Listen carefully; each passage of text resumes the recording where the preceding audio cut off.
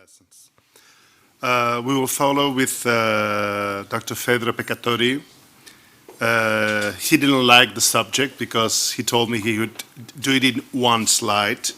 When I asked him to talk about guidelines on ART cancer survivors, and only saying there are no guidelines, the talk is over. So thank you very much. So he's the Fertility and Procreation Unit Director at Instituto Europeo di Oncologia in Milano. And I know he did a great effort to get a 20-minute presentation instead of one slide. Thank you very much. Thank you, Alex, and thank you all for being here. No, that's it. So it's my pleasure to be here in Barcelona today. And as Alex was saying, this is a difficult topic because, you will see, we have a lot about fertility preservation. We have very less about how to deal with parenthood counseling, which is what happens when we see patients that have had cancer before, maybe 1 to 10 years before, and they come for counseling about what they can do to become parents. And so I'll try to get through these issues. These are my declaration of interest. I have not a conflict for this presentation. And by the way, I will not address males survivors, which is an important piece of population, and they have different issues, but for sure the most difficult issues are in females. Okay, as I was telling you, we really indeed have a huge number of fertility preservation guidelines. There are international guidelines, there are national guidelines. We have from the Oncological Society. I just put here a slide with the fertility preservation guidelines from ASCO and also from the European Society of Medical Oncology. We have a number of, I think, very good local guidelines. And we do even have guidelines from the menopause, European Menopause and Andropause Society, which it's kind of strange to me that the Menopause Society, put out guidelines about fertility and fertility preservation, but this is a fact. So there has been a huge interest in the oncological field and in the fertility field about the two things together, so the oncofertility. And unfortunately, if you look at the different scopes and statements that are present in these fertility preservation guidelines, very few speak about assisted reproduction in cancer survivors. Very few. There are just generic statements such as an interval of 6-12 months should be observed after cancer diagnosis, which makes a lot of sense because we know very well that chemotherapy can be toxic and the rate of congenital malformation and also spontaneous abortion increases a lot if you don't wait at least 6 months from the end of chemotherapy, but that's not really ART. Then we have ovarian reserve should be evaluated. Also, this is quite obvious. When we do IVF, we always, look and evaluate ovarian reserve. Sarah, I've shown you that chemotherapy can reduce ovarian reserve, so the number of oocytes, the levels of AMH, and this is, of course, a kind of impediment to IVF. Then they say that previous treatments should be considered. Also, this is quite obvious. I mean, if we have a patient that really had a lot of toxicity, for example, cardiotoxicity because of anthracyclines, and she asked us about a pregnancy. Let's not talk about ART, but just spontaneous pregnancy.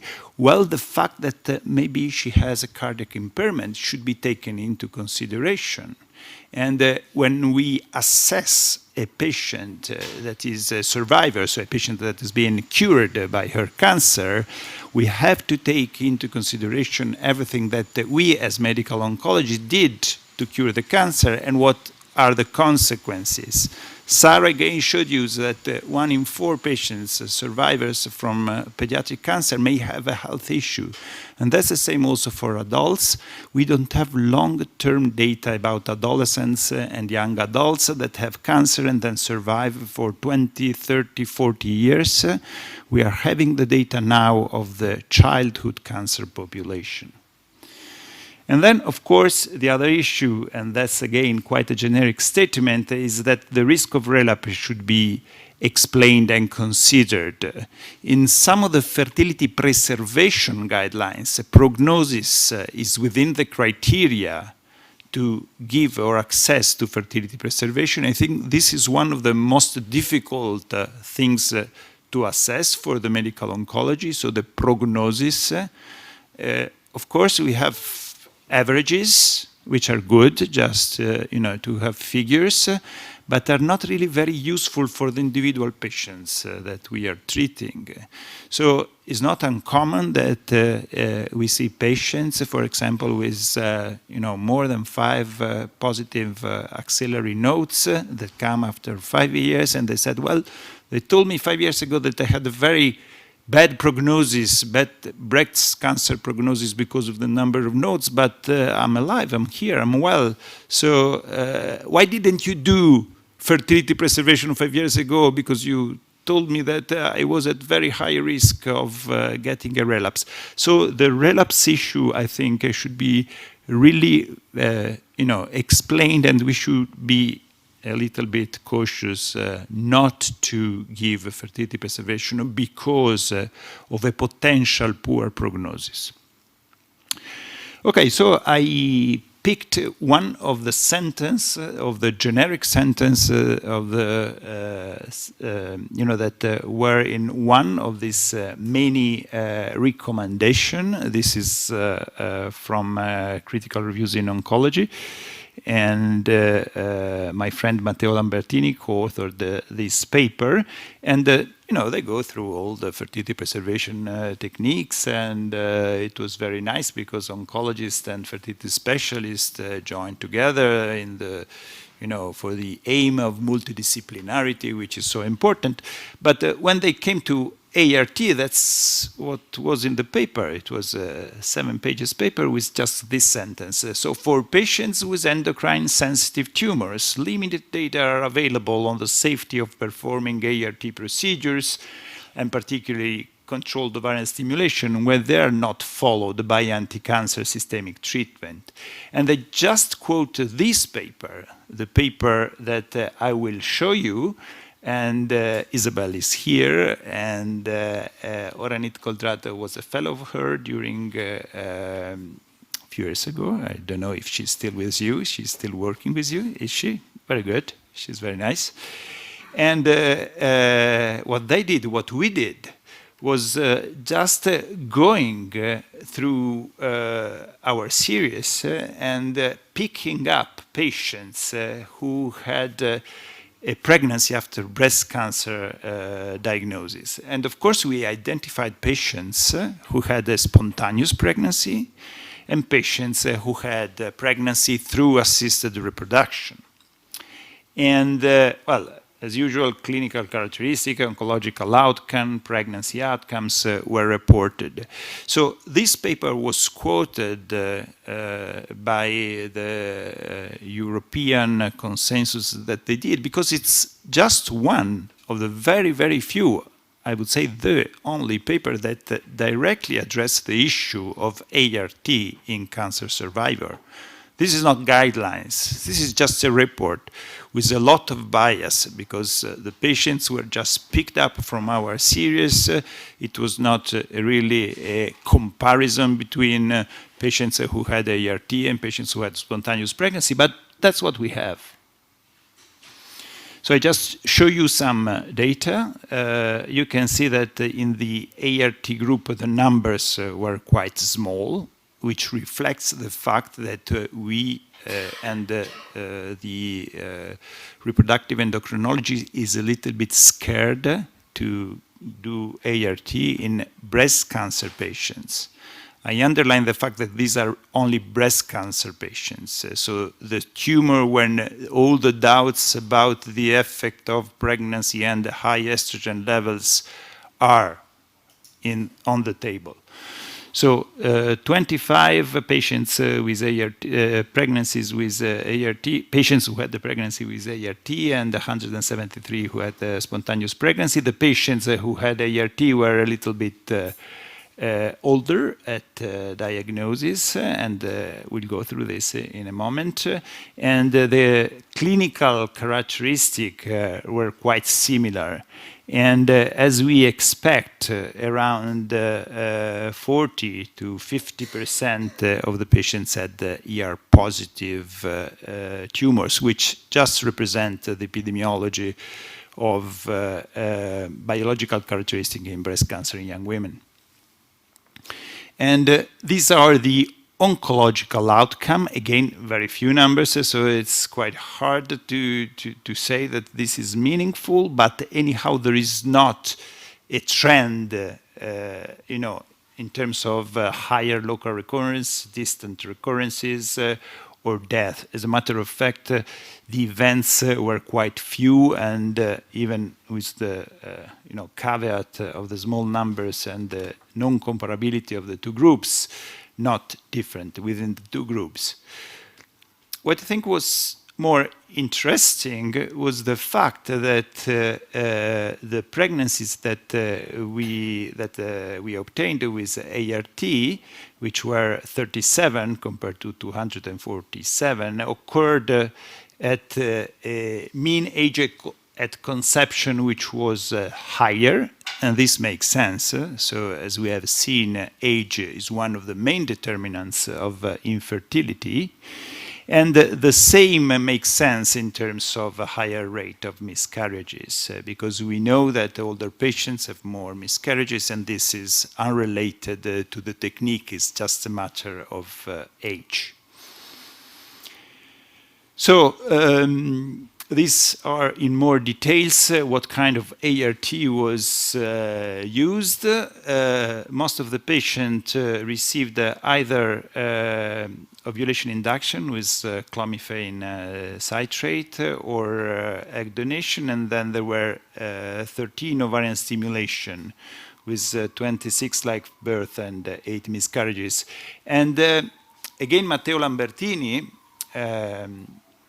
who had a conflict of interest because was working also with Isabel, and but he made this letter. He wrote this letter to the editor, addressing the paper that I just showed you, and put a question, which is a question that many medical oncology have when they deal with IVF in cancer patients, mainly breast cancer patients. So the fact that controlled ovarian stimulation possibly was the worst technique, because as you saw before, when controlled ovarian stimulation is not followed by chemotherapy, you might think that controlled ovarian stimulation increasing the levels of estrogens might also put into cycle the few breast cancer cells that are residual. So we looked at exactly what kind of ART was done, and you can see here that 18 patients underwent a single procedure, and there were a number of patients who went repeated procedures, with a number of patients who had multiple ovarian stimulation or ovarian stimulation followed by egg donation. So I think that the patient in the real world is like this. So it's a patient that have anyhow difficulties in getting pregnant, where sometimes multiple procedures must be done. But as you have seen in the survival data, even multiple procedures are not, let's say, linked to a worse prognosis. The point, though, that comes out from this and from other papers is that a quite significant number of cancer survivors have to, conceive through egg donation. And why is so? In this series was 35% of the procedures.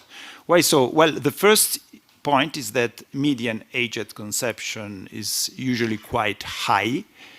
Sarah, I've shown you that the incidence of cancer increases with age, so we have quite few women that are diagnosed before 30, and among 35 and 40 we have the huge amount of patients, mainly breast cancer patients. 60% receive chemotherapy, and that's, of course, the insult on the ovarian reserve is an issue. The time of endocrine therapy in breast cancer is also an issue, because if you start at 35 and you end at 45, that's really a missed opportunity. And then you have, if you want a baby, just go for egg donation.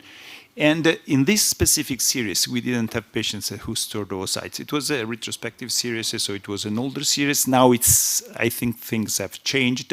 We don't have very good data of how many patients store their oocytes, and this is most important, how many patients go back and take their oocytes, and how many children are born from oocytes that are stored before chemotherapy.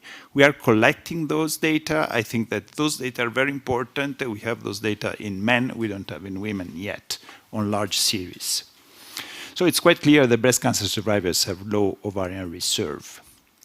So, just so it's easy, just let's give egg donation to all women. If we look at the data, this comes from United States, gets all patients that relied on ART after cancer diagnosis. There were about 1/3 of women with breast cancer, and the results were stratified by autologous oocytes and donor oocytes.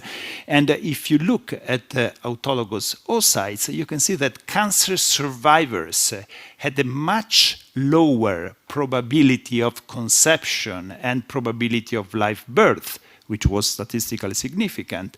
And that's obvious for everything that I just explained to you. While if we look at women who used donor oocytes, the percentage comparing all cancer survivors or no cancer survivors, so no cancer, the normal infertile population, there wasn't any different in terms of probability of conception or probability of live birth.